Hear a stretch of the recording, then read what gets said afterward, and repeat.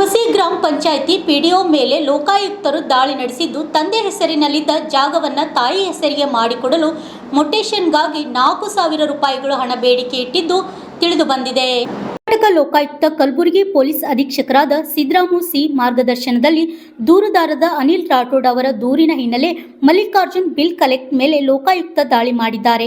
ತಂದೆ ಹೆಸರಿನಲ್ಲಿರುವ ಜಾಗವನ್ನು ತಾಯಿ ಹೆಸರಿಗೆ ಮೊಟೇಷನ್ ಮಾಡಿಕೊಡಲು ಹೀಗೆ ಒಟ್ಟು 4,000 ರೂಪಾಯಿಗಳ ಲಂಚ ಹಣಕ್ಕೆ ಬೇಡಿಕೆ ಇಟ್ಟು ಫೋನ್ಪೇ ಮುಖಾಂತರ 2,000 ರೂಪಾಯಿ ಮಾಡಿಕೊಂಡಿದ್ದನ್ನು ಫೋನ್ಪೇ ಮುಖಾಂತರ 2,000 ರೂಪಾಯಿ ಮಾಡಿಕೊಂಡ ಹಿನ್ನೆಲೆ ಆತನನ್ನ ಬಂಧನ ಮಾಡಲಾಗಿದೆ.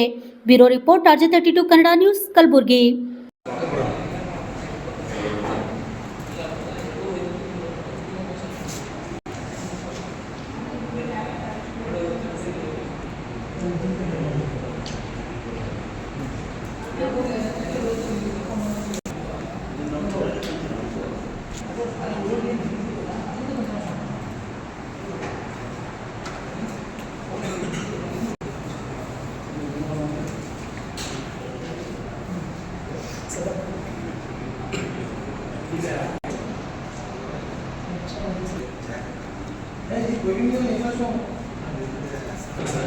Santa